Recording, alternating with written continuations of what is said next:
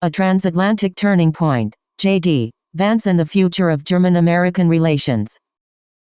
Werner Hoffmann Demokratie der Mitte, weil Extremflügel das Land zerstören. Bei Werner Hoffmann, _.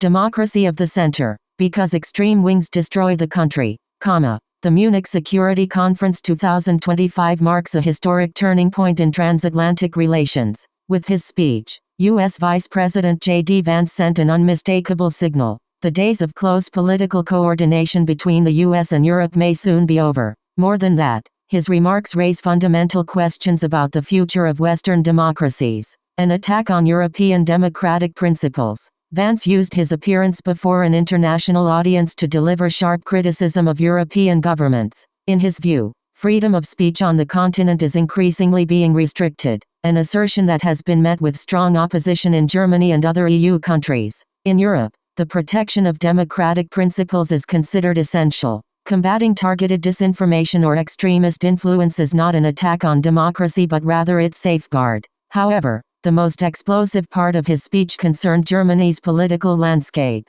Vance urged established parties to reconsider their stance on the AfD and to stop excluding the party from governmental responsibility. In doing so, he crossed a diplomatic boundary, as there is a broad consensus in Germany that cooperation with extremist forces is out of the question. Interestingly, after the event, Vance met privately with Alice Weidel at another location. What was discussed between Vance and Weidel remains unknown. Sharp reactions from Germany. Berlin's response was swift. Both the German government and opposition representatives firmly rejected Vance's statements. Bavarian Minister-President Markus Sutter made it clear that only German parties and voters decide on political coalitions. We will not be dictated to here. Similarly, government spokesman Stefan Hebestreet stated that direct interference in German election campaigns was inappropriate. Foreign Minister Annalena Baerbock emphasized that it is solely up to German voters to determine their government. The sharpness of the reactions illustrates how much Vance's words were perceived as an affront,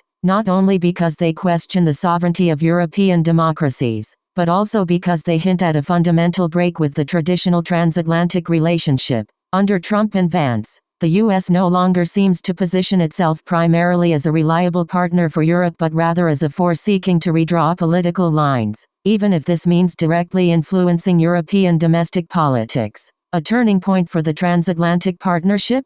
J.D. Vance's speech could go down in history as a turning point. It not only reveals a shift in the U.S.'s self-perception under Trump but also highlights new tensions between Washington and Europe's capitals. The fundamental values that have shaped transatlantic cooperation for decades, democracy, the rule of law, and a shared security policy, are apparently being reinterpreted by the new U.S. administration. For Europe, this presents a clear challenge. The era of unconditional American support seems to be over. Germany and its European partners must position themselves more strongly as independent geopolitical players in order to defend their democratic principles and security interests. The words of German President Frank-Walter Steinmeier at the Security Conference take on special significance in this context. Diplomacy is not a cage fight. The coming years will show whether Europe remains true to this principle, and whether the U.S. remains a reliable partner in defending Western values. My comment: the statements and behavior of the new Trump and Vance administration make it clear to me that the U.S. does not want a strong Europe but rather a Trump-loyal following and would prefer to see the EU fragmented as an independent entity.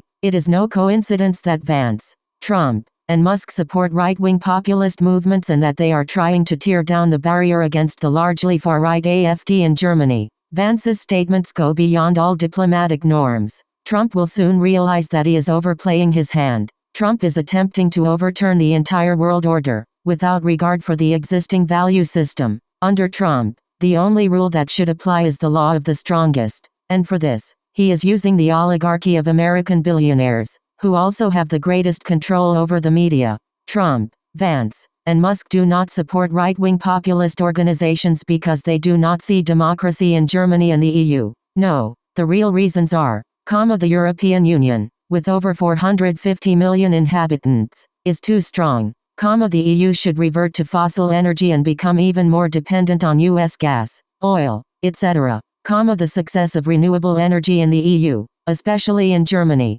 bothers the US just as much as it bothers Russia. Trump is not just causing disruption in the EU, He is shaking up the world at an alarming pace. Today, the Trump problem. Regardless of whether it's Trump's idea to, buy Gaza and turn it into Dubai 2 on the Mediterranean as a real estate deal through third parties, take over Greenland, by force if necessary, using geopolitical security as a pretext, while the real goal is seizing natural resources, incorporate Canada as the 51st state, take control of the Panama Canal, increase tariffs on imports from Mexico, Canada, and China, impose blanket tariffs on steel and aluminum imports. Trump coldly executes his deals everywhere. His strategy, demand 10 steps, settle for 2, is one of his success formulas. His second success strategy is to never admit a mistake, and if caught lying, he simply adds another lie on top. These will not be his last actions. Even the so-called Russia-Ukraine peace negotiations will be used by Trump for his own advantage. As his deal,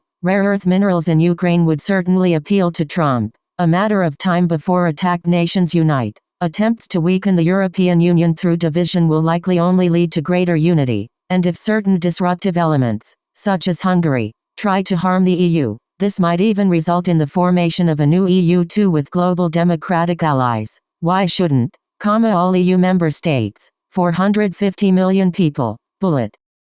Other democratic European countries e.g., the UK, Norway, Iceland, Liechtenstein, Canada, Australia, New Zealand, Japan, India, South America, etc., form a stronger import-export alliance. In total, these countries have a combined population of 2.55 billion people. None of these nations actually need the US. The US has used 340 million inhabitants. If these nations stand together, Trump would be forced to back down in many areas. Trump can only act the way he does. The rest of the world if these countries allow it.